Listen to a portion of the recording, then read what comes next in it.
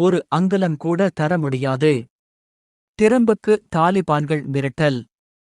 எந்த ஒரு ஒப்பந்தத்தின் மூலமும் ஆப்கானிஸ்தானின் நிலத்தில் ஒரு அங்குலம் கூட வழங்க முடியாது என்று ஆப்கானிஸ்தான் பாதுகாப்பு அமைச்சின் தலைமை அதிகாரி பசிகுதீன் ஃபித்ர தெரிவித்தார்.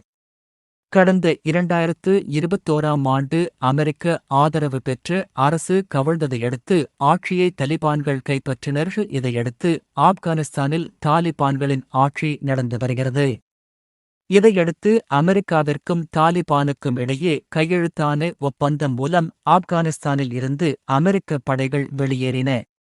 இந்த நிலையில் ஆப்கானிஸ்தானில் உள்ள பக்ராம் விமான தளத்தில் மீண்டும் அமெரிக்க படைகளை குவிக்க அமெரிக்க அதிபர் டிரம்ப் திட்டமிட்டுள்ளார். அந்த விமானப்படை தளம் சீனாவுக்கு அருகில் இருப்பதால் அங்கு படைகளை குவிக்க விரும்புகிறார் என கூறப்படுகிறது.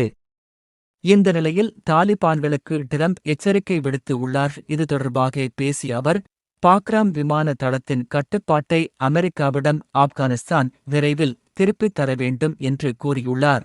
அது மட்டுமல்லாமல் அந்த விமான தளத்தை அமெரிக்காவிற்கு ஆப்கானிஸ்தான் திருப்பித் தரவில்லை என்றால் மோசமான விஷயங்கள் நடக்கும் என்று எச்சரித்துள்ளார். இந்நிலையில் டிரம்ப் மிரட்டலை தாலிபான் அரசு நிராகரித்துள்ளது.